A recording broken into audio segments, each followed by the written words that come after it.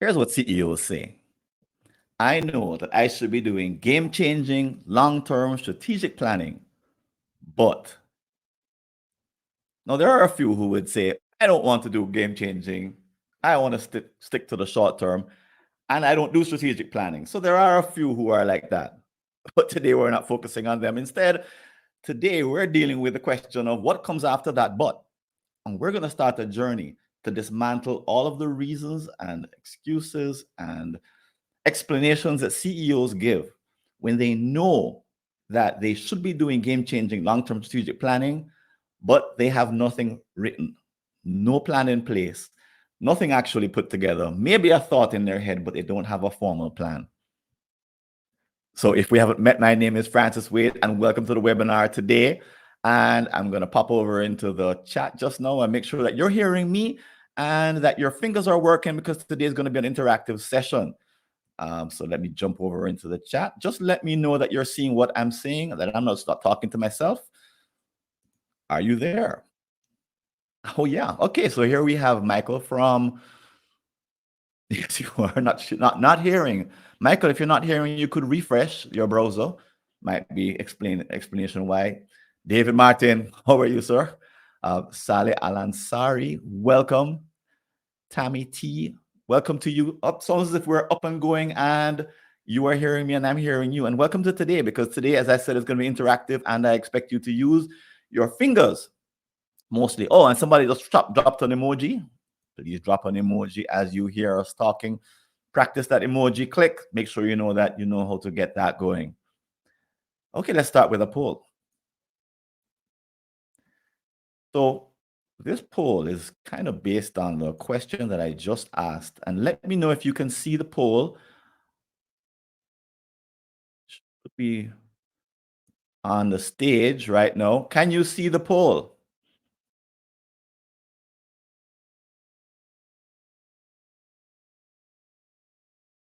We have to scroll down a little bit to see the answers. But go ahead and answer that poll. Okay, I see some answers coming in. Question is, from the CEOs you have met, how do most of them explain the lack of a written long-term, which is a game-changing long-term strategy? Because that's what we're here and that's what we're about. From the ones you have met, how do they explain the fact that they don't have a written long-term strategy? Go ahead and answer in the poll. Looks like we have a winner already. This is interesting. Too busy is currently winning by others say shareholders want immediate returns. Could be other stakeholders as well. Followed by, let's see, too busy, still winning. Don't know how to get started. My board would never go for it. You know, executives get short-term incentives. So the executives in the C-suite aren't interested in anything long-term because they're around for 3, 4, 5 years and then they're gone. But it looks as if we are still winning with too busy. And in second place, we have shareholders want immediate returns. Interesting. So thanks for responding, and keep going. If you're just joining us, we have a poll on the stage, and I'm going to use these answers in the way that I think about how to respond to what we're doing today. Too busy, still ahead.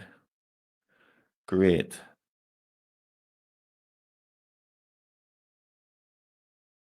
Okay. So it looks like if you're not seeing the numbers, the actual responses, 47% is too busy. 25% is shareholders want immediate returns, but the clear winner is too busy. Of course, we're going to ask the question, too busy doing what exactly? But anyway, I'm going to close the poll. Thank you all for responding, and let's get going. I'm going to share my screen. Thank you very much. And let's get my screen shared. I'm going to tell you a little bit about what the purpose of today is, which I think you've probably already figured out, but let's see.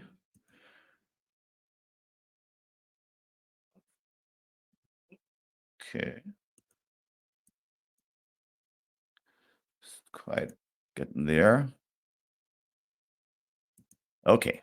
So the purpose of today is to answer the question, what comes after the but? So we know that the excuses are out there and the reasons are being given. And what we want to know today is, but why? Why? Because we're interested in finding out exactly what we can do about it. So we're not just watching and criticizing and passing judgment on those who should be doing long term strategic thinking that's game changing. We want to ask, what can we do about it? What difference can we make? So, as I mentioned before, today is going to be interactive. There will be a giveaway at the end in the form of a quiz. Person who answers the quiz gets the giveaway.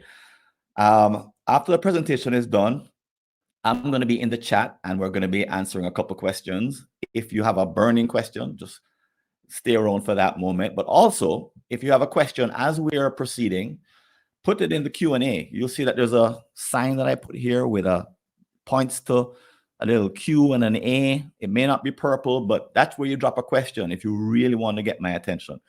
That's the easiest way for me to find the questions that are sort of on your mind as we go along. So you may not know that today's webinar is the first of a series. We're going to have a webinar in May, another one in June, and what we're leading up to is a virtual conference on June 20th to 21st. You'll hear more about that later. But let's talk about you some more.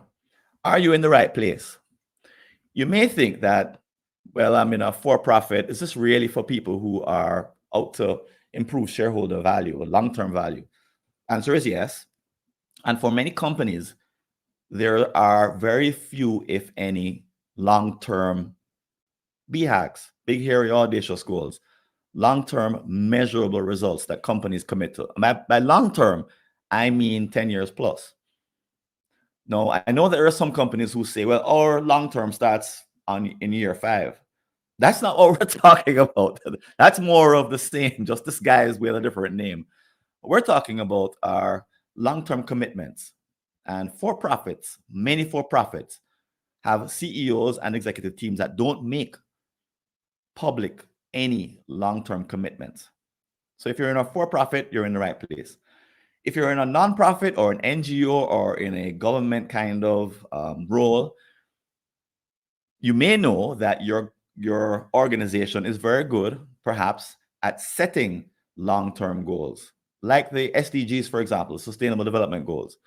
They're well established, they're very aspirational, they have a measurable outcome, they're smart, in other words, but they may lack a detailed strategy or a strategy to get there. They may have set those goals and basically said, if you build it, they will come. So is that true? We'll find out today. Or maybe if you are someone who is you're not in an organization that does strategic planning, but you're someone who cares about the topic because you're a leader of some kind, you're a change agent or an advocate, maybe for social change, you're a consultant perhaps, you could be an author, content creator. You care about these ideas because you realize that they will and can change the world. And they're not being taught, and we don't talk about them. And we don't really confront the fact that the long-term problems that we're facing as a planet are a function of short-termism. And companies of all kinds, organizations of all kinds, and by organizations I include, like I said, for-profit, private, family-owned, public, and nonprofit, NGO, government. I even include clubs, churches, schools, any organization where people get together, because where we come from here at Framework and Jump Leap is that every organization can develop a long-term strategy and will be better for it. And that could reverse some of the decline that we've seen in achieving global change, like climate change, making a difference there. So I want you to imagine for a moment that you're able to talk to leaders in a way that helps them to close these gaps. I want you to imagine also that you could help companies commit to realistic, big, hairy, audacious goals, BHAGs, that they're not scared of doing so and actually gain the benefits according to the folks who came up with the idea and the research that they conducted. I want you to imagine that you could have a say in how nonprofits achieve their biggest visions, like the SDGs, Sustainable Development Goals, or Net Zero 2050. Here in Jamaica, we have Jamaica Vision Jamaica 2030. Vision 2030 Jamaica, sorry. So, question for you: what would it be like to be able to persuade the C-suite leaders in the world? And when I say C-suite, I mean profit or non-profit. Anyone who's at the leadership level to commit to game-changing long-term strategy as a matter of course. Now, I don't mean that it's done instead of short-term strategy, but in addition to. Put that in the chat so I know that we're on the same page here and that your commitment is kind of similar to mine, if not identically the same. What would that be like? Drop a note in the chat. Let's see. This is the part where you use your fingers. By the way, I should have told you to turn off Facebook, turn off Netflix, turn off Twitter, whatever else you were doing in the meantime, and focus on this. Marceline says, fulfilling. Chris, really powerful. Great. Who else? What would it be like to have that kind of influence and leverage and to make that kind of difference in the world? Empowering. Yeah, very good, Paul. You know, when I think of this being empowering, this conversation, this possibility, I think of being able to influence any organization, if not all. And I mean the ones around you right now, not the ones like the UN where it's this mega organization, there's thousands of people and they're somewhere in New York. No, I'm talking about the school that your kids go to. I mean the clubs that you belong to. I mean the Rotary that you attend, the temple that you're part of the congregation, in which you're part of the congregation. All of them. If all our organizations were to do what we're talking about today, we wouldn't be talking about climate change. It wouldn't be an issue. So I hope that you are able to start to see where these obstacles come from, that they're not mysterious. They can be understood. And that if you have concerns about engaging people in the idea of long-term strategy, that this will help you to go beyond your concerns. And also, I'm hoping that you'll be able to have something to say to people who look at you kind of funny when you say long-term, and they say, I can barely get through the week. Barely being able to get through the week and creating long-term game-changing strategy are actually not mutually exclusive. But people don't know that because we live in a world of urgent concerns. Well, what can you say to them to actually be effective? In our series, starting with this webinar, the one in May, the one in June, and the conference, we're going to be helping to give you ways to think and ways to speak. And you will get some of your suspicions confirmed. You may have thought, maybe the reason is, and maybe the reason might be, and maybe it's just that people aren't. We'll be talking about some of those. But above all, I want to encourage you to pursue your aspirations to make a difference. Okay, so let's put up another poll because I've used this term and I want to make sure you know what I'm talking about. What the heck is a BHAG? So can you see the poll on the stage? If you can't see it, drop a note in the chat. What? Oh, I got a typo in there. What do you think of BHAGs? Never heard of them is the winner at the moment. So big BHAG is a big, hairy, audacious goal. The idea behind it came from Built to Last, Collins and Porras. It was written in I believe, 1994. We're going to be talking about them in a few more minutes, but you perhaps have never heard of a BHAG, but it's just a big commitment. And it's an essential part of long-term strategic planning. Why? Because the point is not to have to spend more time, put more time in your plan than you need. It's that BHAGs don't happen by themselves. They need this secret element that we're going to talk about. Okay, most have not heard of BHAGs. No, that's not true. Some believe in both. Great. So we have some true believers. Couple don't believe in BHAGs. Excellent. Great. Some believe, but not long-term strategy. Okay, so there's some mixed opinions. Great. Thanks for voting. I'm going to take that poll down. Gives me an idea. I'll use the term, but I'll be explaining what it means all the way throughout. So I'm not just throwing around. But let me ask you this. What happens when people don't make big commitments? What happens when people don't make big commitments? Drop an answer in the chat. So I'm not just asking this for you to think about it on your own. One of the points of or us doing a series of webinars and a conference is to get people talking to each other who care about long-term strategy and care about game-changing results. So Tim says, fighting fires versus building. Very good.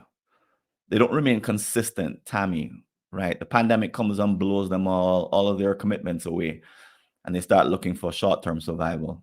They make small commitments and get small results. Chris, thank you. Nicholas, don't know where you are going to. If you don't know where you're going to, enroll will take you there, right? Losing the meaning of life.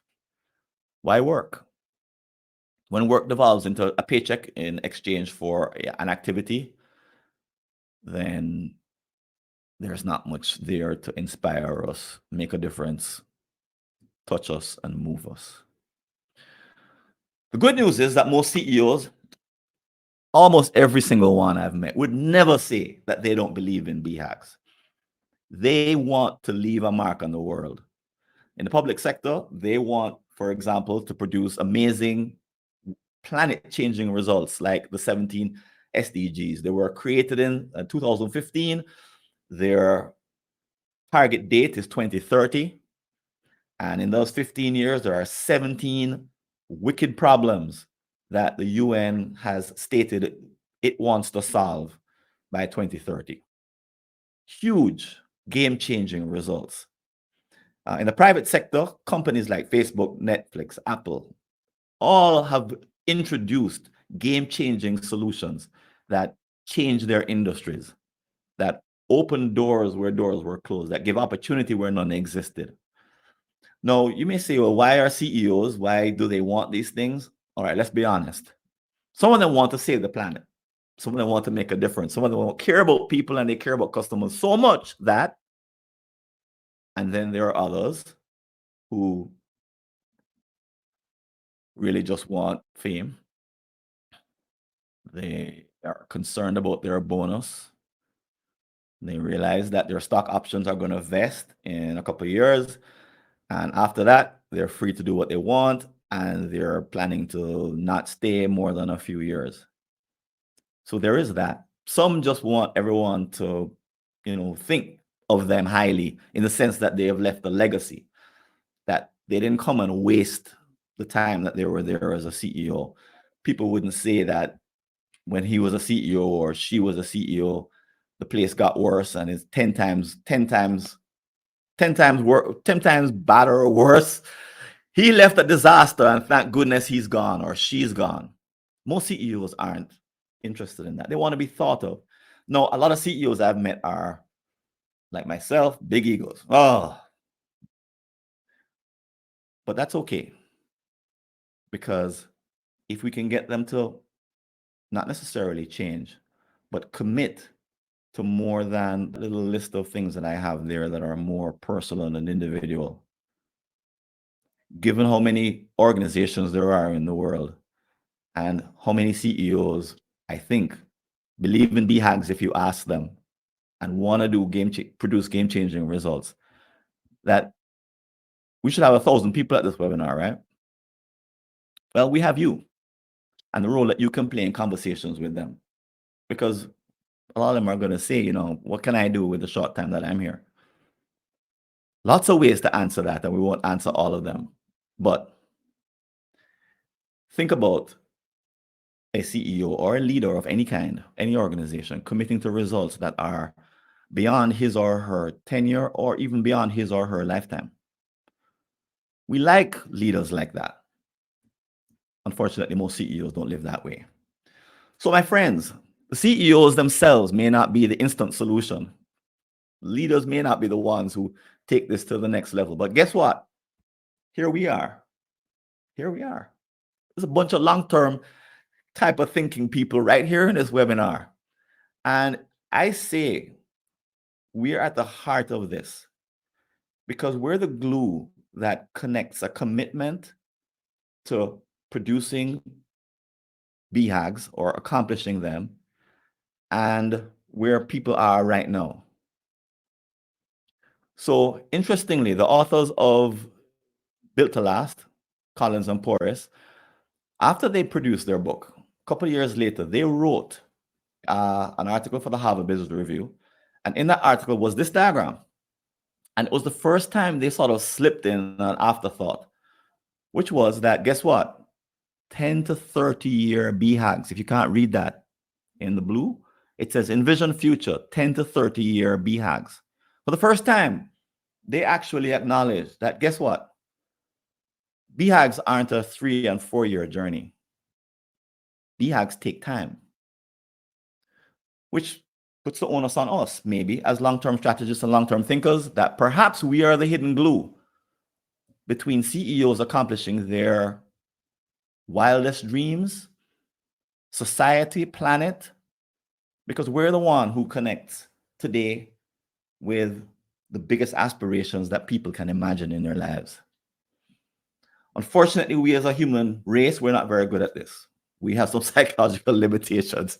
We don't really understand long-term strategic planning. And right now, the head of the Secretary General of the UN, Antonio Guterres, said, unless we act now, the 2030 agenda will become an epitaph for a world that might have been. I read his words, studied what the UN is doing, and I said, I think this is a lack of strategic planning, long-term strategic planning. Because many of those goals, as I said, come from that world of if you build it, they will come. And that demonstrates a lack of understanding of long-term strategic planning. Because guess what? We human beings have a very hard time getting big things done. Now, it turns out there's a book by this name. Oh, I didn't properly. Oh, I'll read the names. Bent Flyberg and Dan Gardner.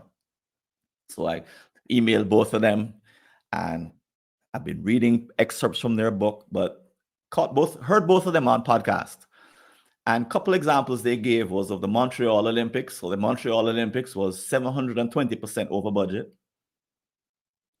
And the Sydney Opera House, 10 years and 100 Australian dollars over budget and over time. Turns out less than 1% of big projects hit their budget, time, and deliver the features that they promise. So as you listen to these experts, and they've studied thousands of companies, they have the data, you see that, back to what I said before, boy, we have a problem. We need BHAGs. In order to accomplish them, we need long-term strategy. But there's a big problem when it comes to accomplishing anything that requires a multi-year commitment that's of a sizable nature. So hearing this, you may think, oh, let me give up now. Let me disappear, because it could lead to a feeling of frustration, which leads to even saying, let me just give up on this and just live my life and just keep going. Forget about the next generation. They can figure it out. Well, they probably won't. There's a picture of someone running before COVID and what it looked like after COVID. And you probably have seen similar pictures that COVID, when we stopped polluting the atmosphere in the way that we've been doing, cleared up temporarily all kinds of environmental problems, temporarily, illustrating that we have long-term issues that we have put into place just because we've been living on this planet and doing the things that we do, maybe innocently, maybe not so innocently, more ignorantly maybe. But if we don't make long-term commitments and create long-term strategy to accomplish it, we have a problem. Okay, so I have a great question in the chat, or comment in the chat, from the tech execs who say their business changes too fast for long-term planning. Great question. I'm going to introduce to you a model that we've been using, and I'd like you to consider this, because I'll use it as an example of what you can learn from hanging around a conference where we're talking about this issue and this issue of game-changing long-term strategic planning only. So kind of an obscure article from 2008 from Andrew Curry and Anthony Hodgson, Journal of Future Studies, seeing in, it's really 3 horizons. But let me give you an idea of what this talk is talking about, their paper is talking about. So this idea is based on the fact that initially, what they call the first horizon, there's a pretty decent fit between what companies do and their external environment, their markets, their customers, the technology, government regulations, what investors are willing to pay for, and so forth. There's a pretty good fit. And over time, that fit sort of naturally decays.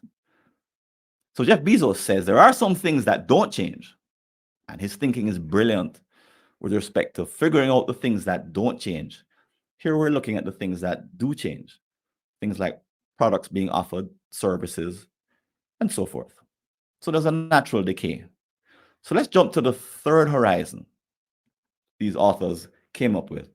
And what they said is that as you consider the future, there are actually pockets of the future available today.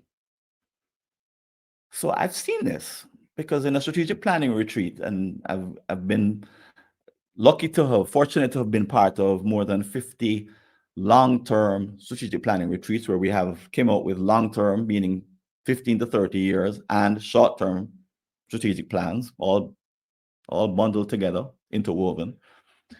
But these ideas about the future actually start from the very beginning of the retreat. In other words, they're available. So the retreat starts, and mostly what the conversation is about are these things in the first horizon. But then we start to explore what's happening now that tells you what's going to happen in the future. And we start to build a future, a vision, based on these, you might call them weak signals that are available today. So I skipped over a horizon. There's a second horizon, these authors say.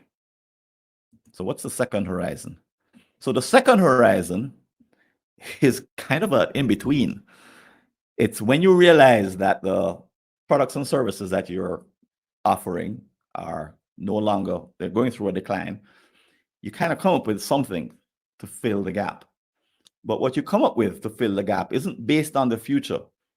It's based more on the past. In other words, it's kind of a stopgap measure, the kind of the short-term thinking that we talked about earlier, kind of thing that you do to make sure you don't go out of business right now. You may realize at the time that it has no long-term future, but this is what's going to pay the bill, so let's do it. So there's 3 horizons in every strategic planning retreat, and they all coexist. Now, here's the sort of the difficult thing that I've seen is that there is a messy middle. That's a phrase that I came up with, but I borrowed it from these authors. The messy middle is what strategic planning retreats are all about. It's coming together as a group to decide what's in the first horizon, what's in the third, and what should be in the second. And if you see the slopes of these graphs, or in other words, how fast these things are changing, you can imagine if you've never been in a retreat that's looking at 15 to 30 years out, there's a considerable amount of conversation and discussion, and sometimes argument over what's the nature of this messy middle and how to navigate it. So this is just let's call it a preview to some of the ideas that we'll be talking about at the conference. But I wanted to introduce it to you because I wanted to contrast it with the short-term school of thought. So the short-term school of thought says we don't need to look past. You see where that blue block starts? We don't need to look past that point. We just need to look at that little piece that is at the front of the window. Look at that window. Everything else we can ignore. Now, it may sound crazy to you, but this is human nature, and I know I've seen it, and I'm sure you have. But let me ask you, why is the short-term school of thought so tempting? Why do companies, organizations, many that have failed, there's the Kodaks of the world, the Blockbusters, the Blackberries, and so forth. Why is this school of thought so tempting? And why do they, obviously they didn't see a diagram like this one with 3 horizons, which is like, oh my God, they do exist. Instead, they kind of focus on that first bit, right where it goes up. And they're able to project and say, oh, look, we've done well in the past. We're going to do well in the future. Mike McPherson says, more knowns and less unknowns. Right. Very good. John says, don't have to seriously commit. Marceline says, it's because it's familiar. It's extremely comfortable, right? To stay looking at the short term. It's I could, from experience, like there's way harder. And I actually wrote a letter, an article in the Jump newsletter on a comparison between a short-term retreat that I did and a long-term retreat. Turns out the difference in time was only 4 hours. Anyway, I invite you to take a look and see why it was only 4 hours. So the time difference is not that much, but the way of looking has more to do with a frame of mind than it does putting in a whole lot of extra hours. Richard Adams said it's a path of least resistance. Yes. So we have our work cut out for us because the easy path ignores the 3 horizons. The easy path says just stick to the first horizon and make your plans from there. So a little bit about myself and my background. I mentioned before our experience in my company doing long-term strategic planning, or what we call interwoven short and long-term strategic planning of a game-changing nature. So I've always loved game-changing ideas and the idea of a transformation, starting from when I was an ardent churchgoer, and I love the idea of transforming oneself. And I used to convince people to come to church and change the religion that I belong to and come and be a believer. And I love the idea of being able to share the gospel and having people learn from it and grow from it and become different people. So I've always loved this idea of people can transform. Later on, however, I continued and I'll show you some more details about how I transferred it into actually corporations. So I started to do transformation work in companies. And what we discovered is that we could be effective in inspiring employees, and they came up pretty excited and pretty turned on.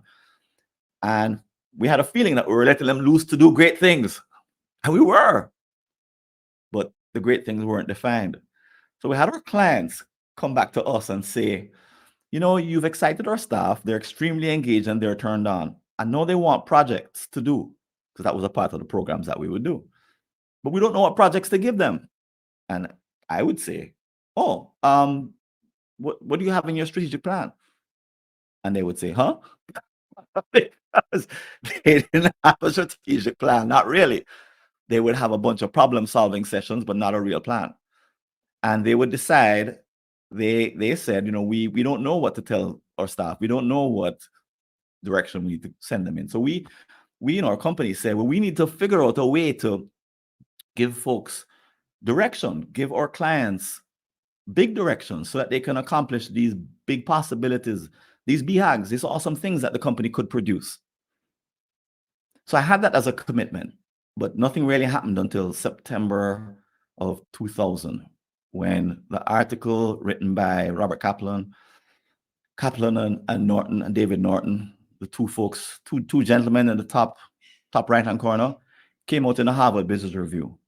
And I grabbed that. I didn't grab it. I read the article, but I read it, reread it, and then started sharing it with everybody that I knew.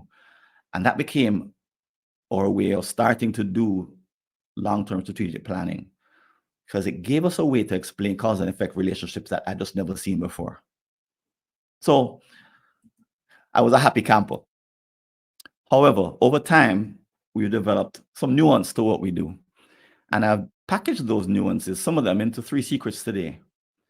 And I'm going to think that the 3 secrets may apply to the situation that you're in. So let's jump right in and take a look at them.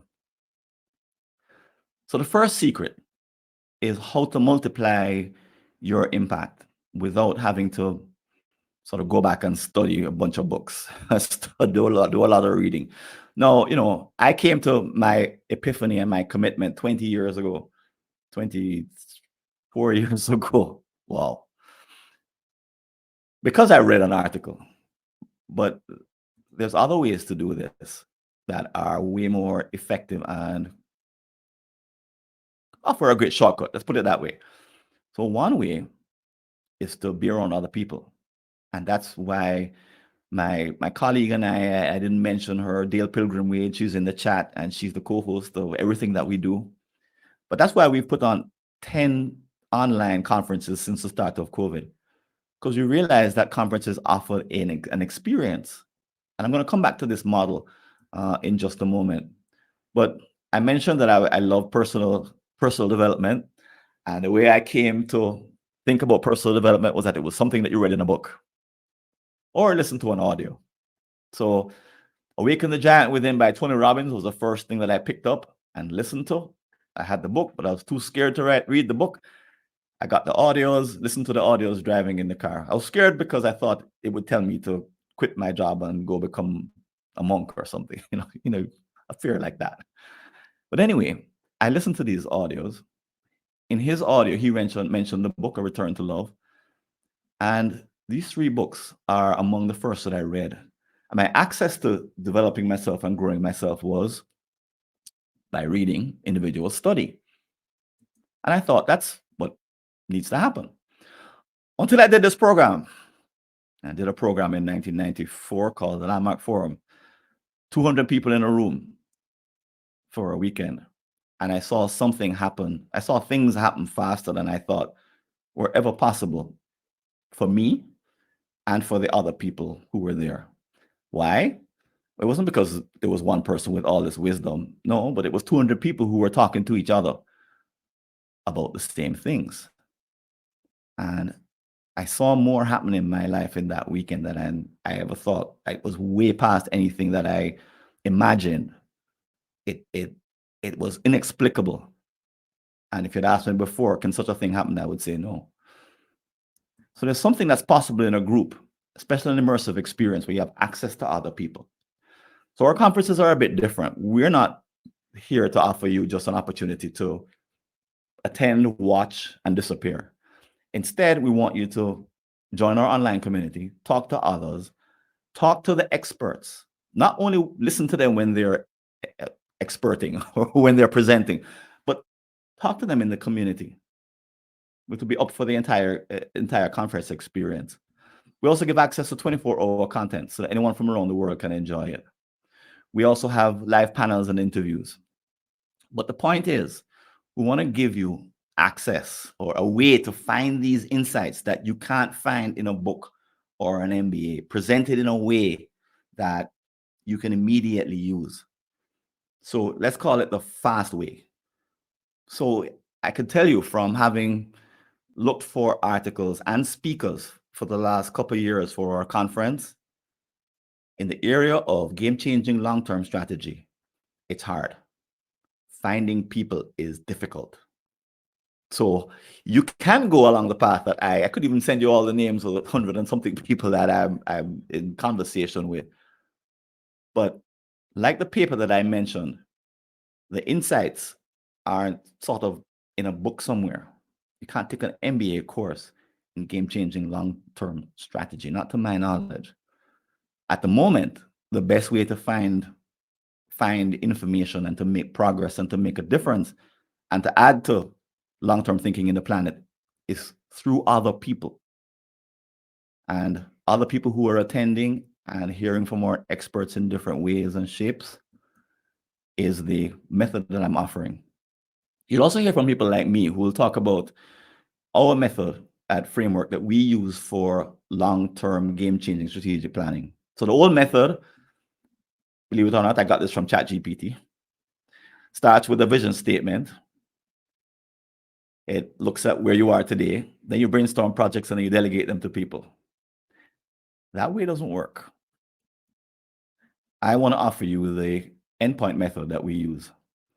And there'll be some unique opportunities during the conference to learn what these steps are all about. You actually start with a zero base or an empty blank canvas, kind of like zero-based budgeting. Create a snapshot of where the organization is now, which I'll talk about later. Pick a target year that's in the sweet spot for your company and your industry. Create alternatives for that target year. Pick a single alternative. Backcast that to today and then create a short-term strategy map, which is not the way Kaplan and Norton really talk about using strategy mapping, but we find it's more effective. So these details will be available. They're available right now at the Jump Leap newsletter, but you'll hear them in way more accessible fashion when you take the conference. Okay, so back to the conference learning model. This is the one that I used when I took that landmark program. You have an experience, maybe one that's like a wow, can't explain that, but oh my goodness, what an insight. Kind of insight that makes you see the world differently from that point on. The way after I read the strategy mapping article, the world looked different from that point on, and that's just that narrow area. Extract your learning from it, test it for real, with perhaps with yourself if you can, with your own company or group. Apply it enough times so that you can then routinize it or make it a part of what you do on a regular basis. And also a part of what you say to people when you believe that they should be doing long-term strategic planning and they aren't. That now it becomes a part of your kind of the things that you say. All right, so don't forget, there's this whole business of leaving a question in the Q&A, and I don't see any questions yet. So we're coming to the end of that first secret. But go ahead and drop a question in the Q&A if you have a question based on what I've said, anything that I've said so far.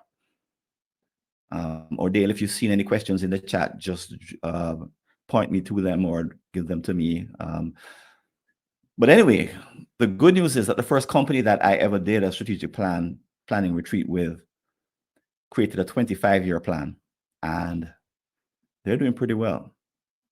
They're now a multinational conglomerate, came from just being a company with basically one offering in one country. Okay. So I'm not seeing a question. Don't forget that Q&A button. They will remind you as we go along. See, the questions, comments are related to what I said before.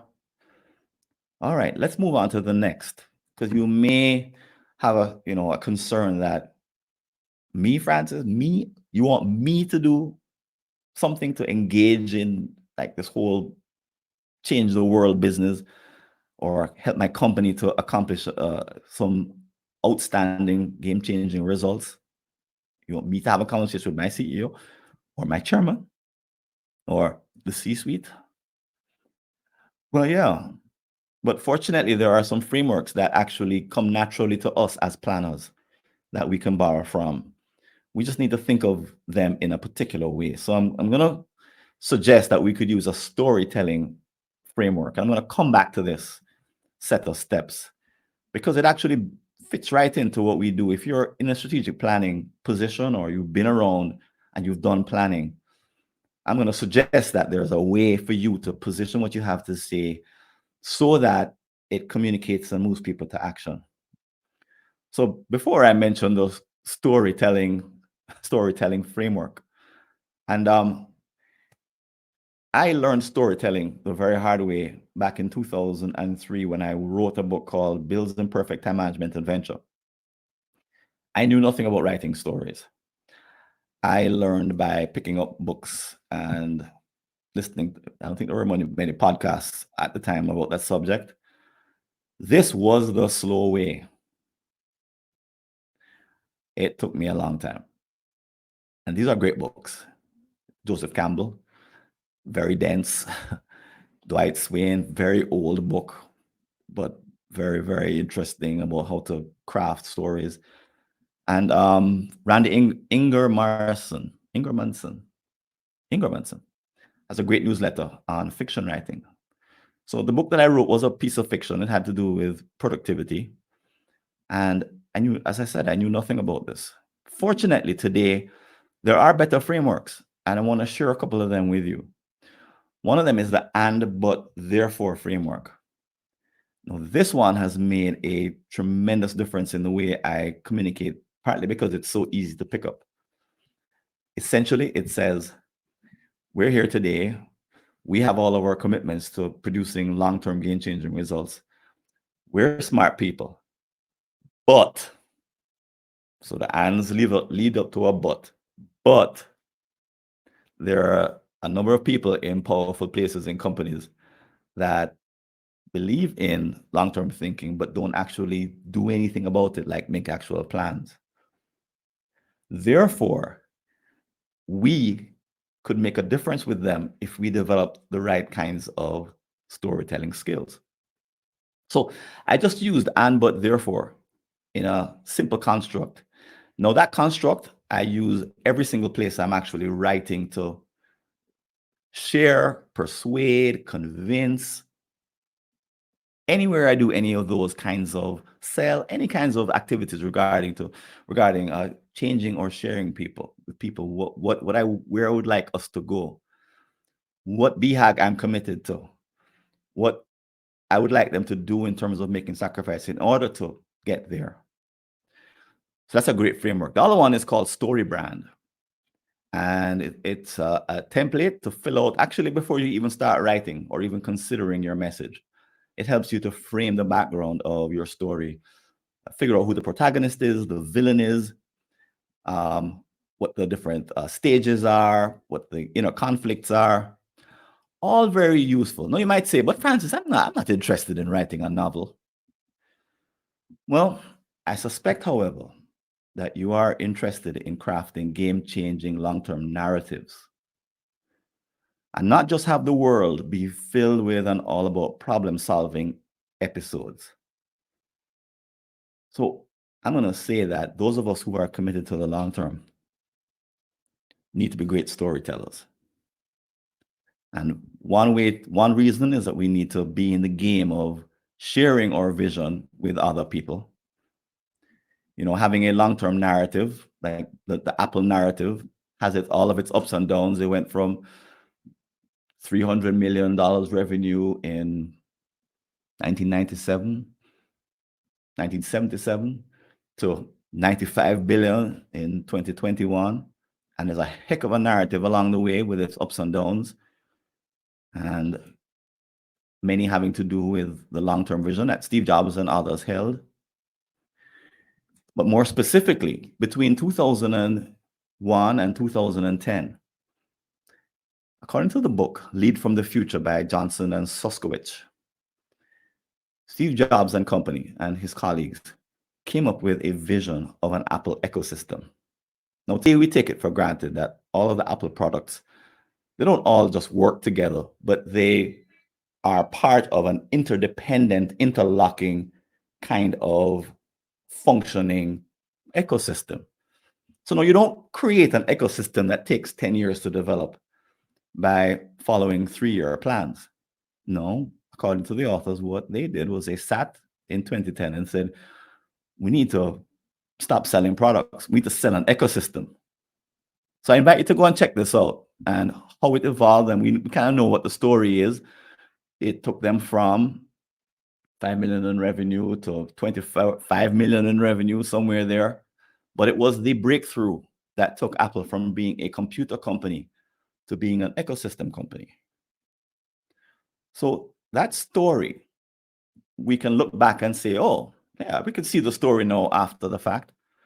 But long-term strategic planning is about crafting these narratives ahead of time. And that's what separates it from just mere problem solving.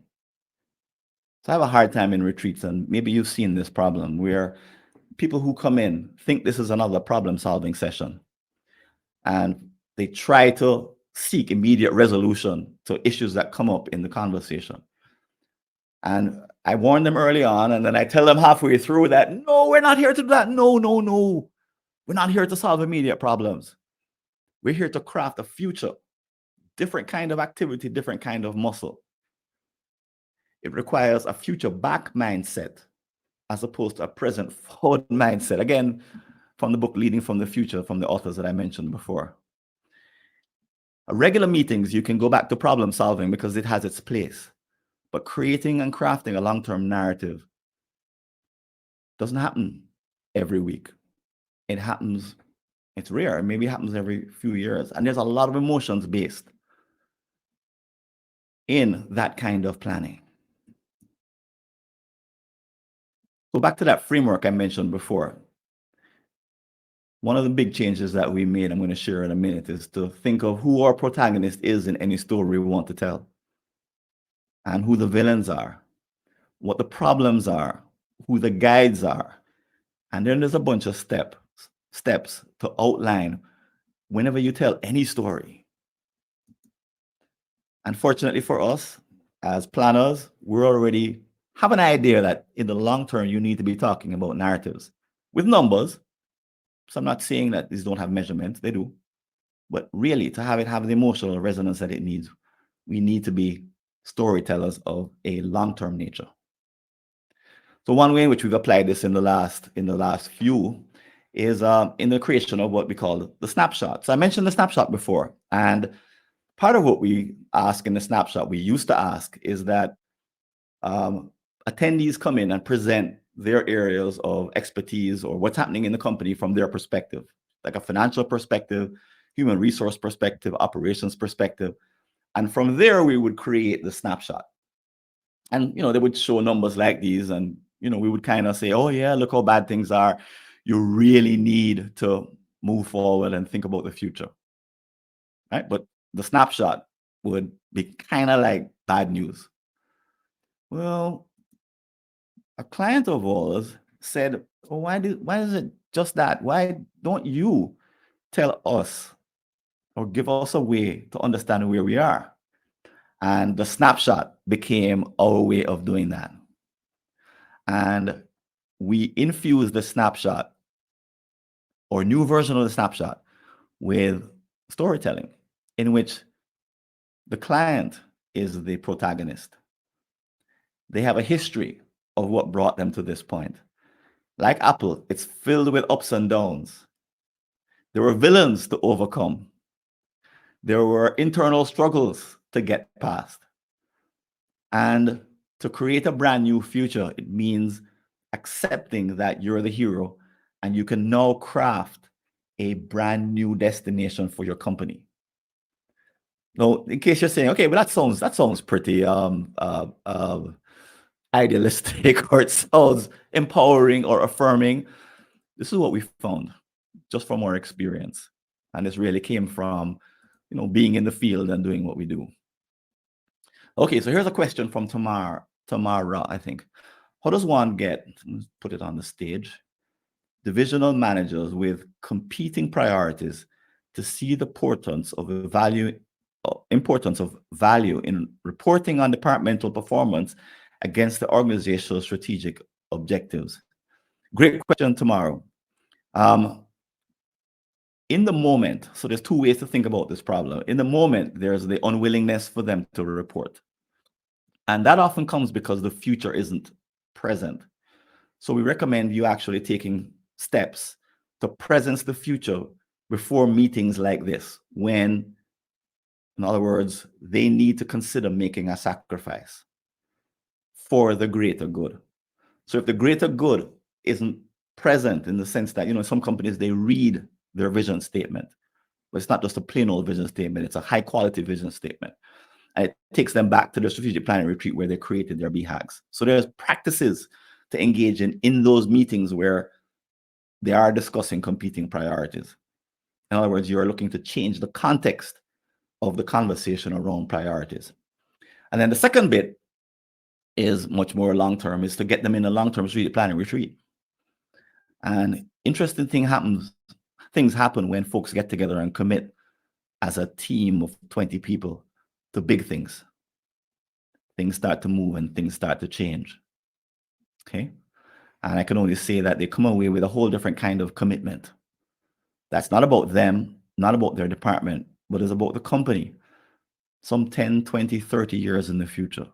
It's interesting what happens when you go 10, 20, 30 years in the future. You start to not care as much about trying to hold on to your budget this year. Because essentially, you're asking them to change context and to commit to something that's much bigger. Now, I'm not going to tell you that that's easy, but that's why we're having a conference, right? All right, so here's a third and final secret. How do you help CEOs think differently? How do you go after the big kahuna without pressuring them to become defensive?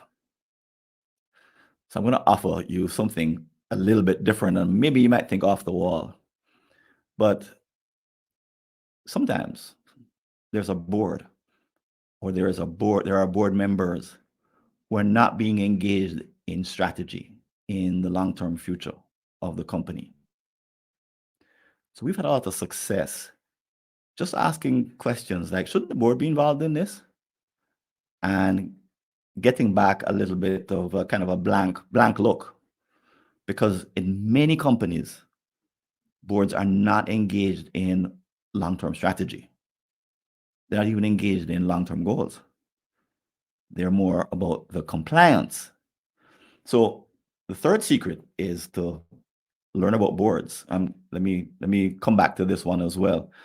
But here's a couple of statistics that demonstrate what I'm talking about. So McKinsey has shown that companies are twice that outperform spend twice as much time as their on strategy as their average peers.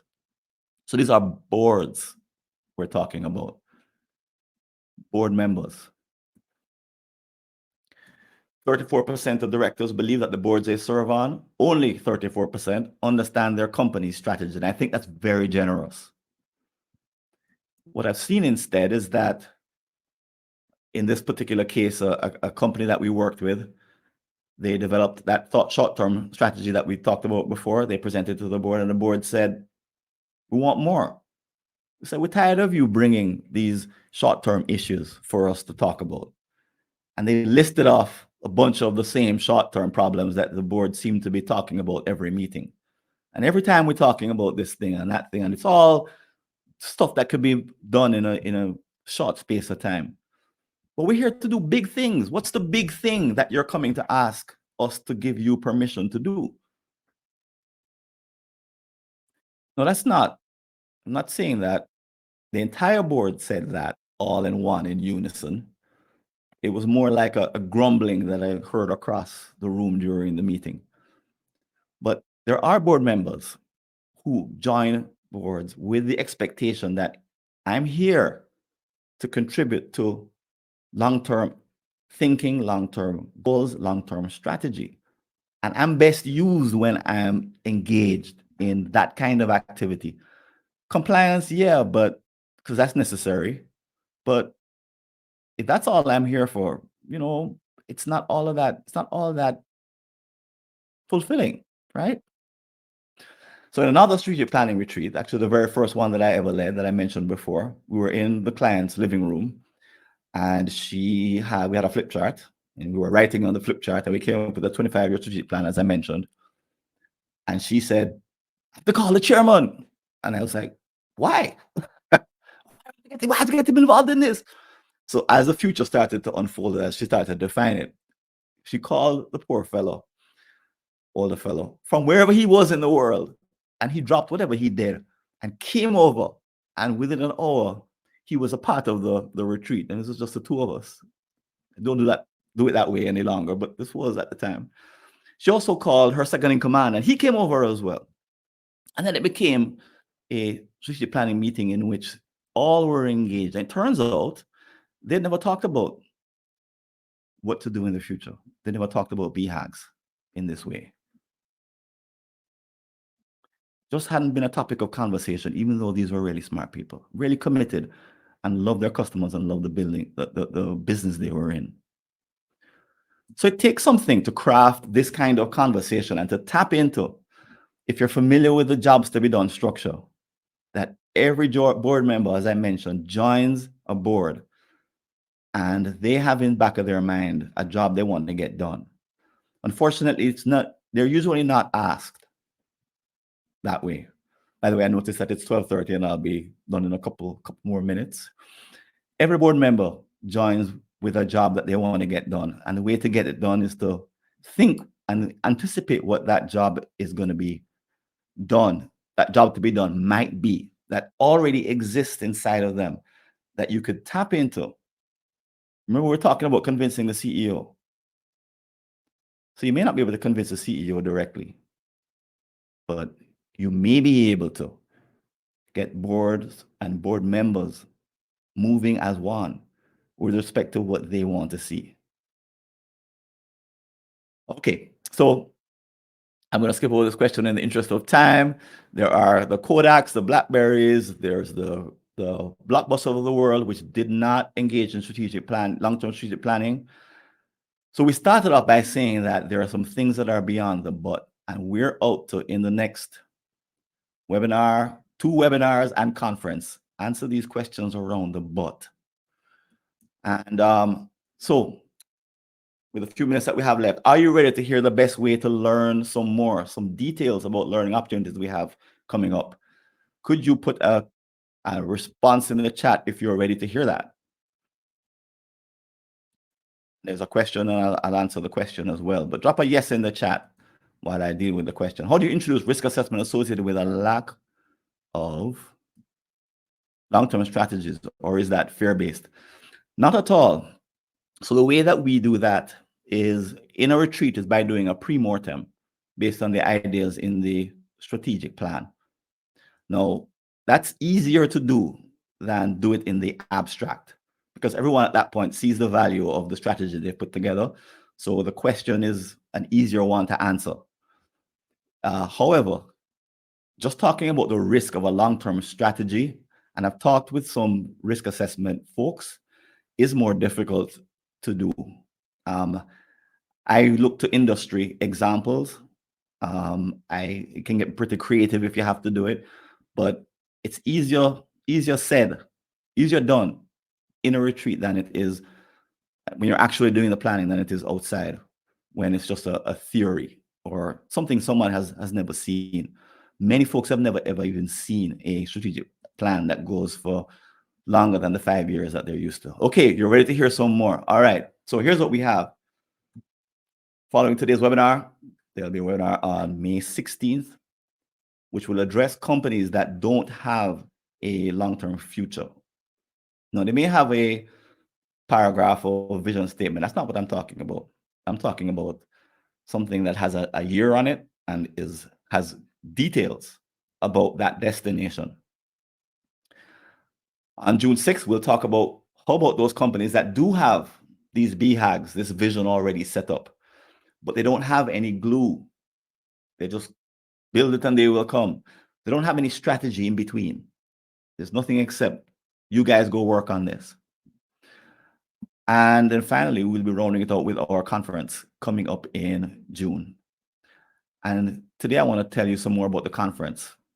You know what it's going to be focusing on. It's going to have some of the best thinkers that we've found in the world on this topic all in one place. I believe it's for the first time because I've not seen anything like this before or even heard of it. Could be wrong, but we come at this from a point of view that this is a strategic, game-changing focus. It's different from the focus that you might find in, for example, forecasting or foresighting, or that futurists come from. We're really coming from a practical result and working our way back. So the first day, we're going to have 24 hours of pre-recorded videos. We're in the middle of recording them right now as we speak from experts around the world, as I said. Second day, we're going to have more on-demand videos available 24 hours. But we're also going to have live events, which are going to be based around our time zone, which is GMT -5, UCT -5. So I encourage you, if you're serious about making a difference in the way that I've described, that you get a full ticket. Now, among the things that you'll get with your full ticket is access to all the videos, all the replays, live and pre-recorded, for at least a year. And the cost of that is $179. We also have a visitor's pass available. It's not the same, you can imagine, as the full ticket. Once the conference is over, that's it. And you probably won't have access to all, you will not have access to all of the content that a full ticket gives you during the conference as well. But it does give you a sense or a taste of what the conference is all about. And today, if you already register, you will use this code. No, the discount, I went to look at it, and it's about It's about half off, but it depends on where you are in the world. In here in Jamaica, it's a little bit less because it's using what's called parity pricing. The price depends on where you are in the world.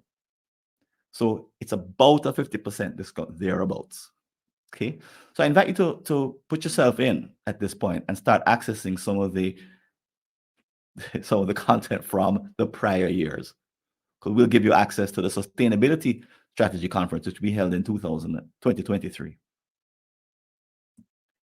So, Dale, could you drop the link with the call to action? And I mentioned before that there will be a giveaway. And let's put your memory to the test. Let's see. Okay, there's a link that you could use to register in the conference right away. But there's a question in the chat. So let's find that question. Secret 3. Tammy, stay around for a few minutes afterwards, and I'll put Secret 3 back up on the screen. No problem. I'll reshare that. By the way, there will be a replay. The replays are available at this location on this URL after this webinar is over. Okay, so here's the question. First answer, correct answer in the chat. What are the names of 2 books I've mentioned today? First person to put 2 correct answers in the chat. Sharon Colorhills asks, what is the early bird window? Sharon, we haven't completely decided yet, but okay, Chris, no, there's not a book called Balanced Scorecard that I mentioned. But Tamara Myers says, return to love and awaken the giant within. So Tamara is the winner. Tamara, did you ask me the question as well? Yes, you did about the great. So you've won. So congratulations. And thanks everyone. Let's see what else I have. So the next time that I'll see you will be at the May 16th webinar. Again, we were focusing on companies that don't have a long-term vision. Many of those are private sector, private companies, publicly shared companies, for-profit companies. Many of them fall into that bucket, if not most. So folks, I'd like to thank you for being here. And I'm going to put the recording on pause and thank you for your engagement. You've been extremely engaged, which I enjoy and we love. And on behalf of my co-host and I wish you all the best until next time. Put this date in your calendar and we'll see you on May 16th.